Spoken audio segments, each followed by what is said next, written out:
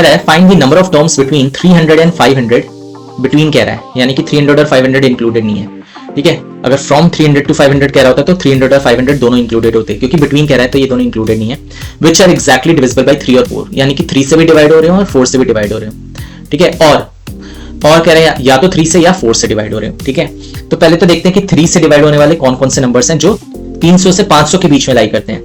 तो 300 तो डिविजिबल होता है 3 से, लेकिन क्योंकि मैं उसको इंक्लूड नहीं करूंगा क्योंकि बिटवीन पूछा है, तो 300 के बाद अगला नंबर जो 3 से डिवाइड होता है 3 ऐड कर दो 300 में, 303 वो पहला नंबर है जो कि 3 से डिवाइड हो रहा है। देन अगला नंबर 306, फिर अगला नंबर 309 एंड सो ऑन, ये चलेगा। अब देखो 500 तो डिवाइड होता नहीं है 3 से, 499 99 सम ऑफ डिजिट से चेक कर लो कि 3 से डिवाइड हो रहा है कि नहीं, 99 18 422 नहीं होता, तो 22 है।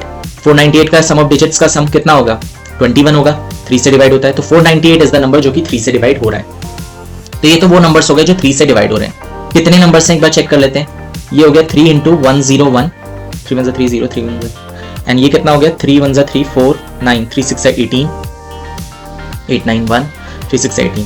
तो नंबर ऑफ टर्म्स कितने आ जाएंगे, 166 माइनस 101 प्लस 1, तो ये गया 6 माइनस 1 5, 6 माइनस 0 6 एंड 65 प्लस 1। तो 66 ऐसे नंबर्स हैं जो मेरे 3 से डिवाइड हो रहे हैं। सेम वे मैं चेक करता हूँ कि 4 से डिवाइड होने वाले कितने नंबर्स हैं।